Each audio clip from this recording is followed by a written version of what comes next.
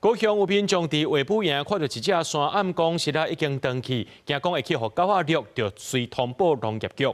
这农业局表示讲，把这受伤的鸟仔送到动物病院治疗。今年到9月，高雄已經解救2500多隻受傷的鳥仔。山暗公一直行，鳥友就伫後壁一直追，不過山暗公的正病實在哪像怪怪，一直隨夾袂起來。原地要來高雄維武營翕過當鳥的鳥友，意外發現這隻山暗公哪像受傷，因為驚去互公園內底農場犬欺負，大家決定要先家掠起來，通報1999來處理。他受傷，嘿，這叫做什麼會？黑冠麻鹿。黑冠麻鹿哦。它翅膀斷掉，這若要甲救個狗仔比較吧。哦。狗仔甲加。那它的動作是比較緩慢的鳥。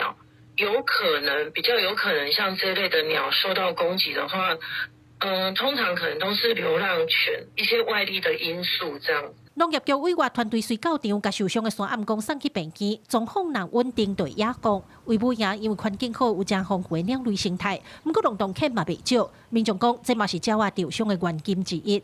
農業局表示，今年到9月為止，已經收到2564隻受傷的鳥仔，其中伊搬家855隻上濟。因為鳥仔身軀頂最少攏有病菌，若是處理無妥當，嘛會對人造成二次傷害。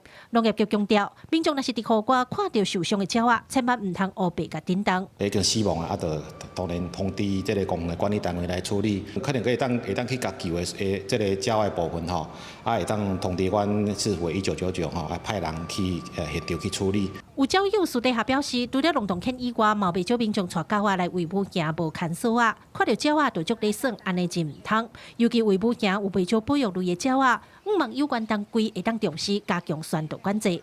記者柯家族顧朝陽高雄場報道。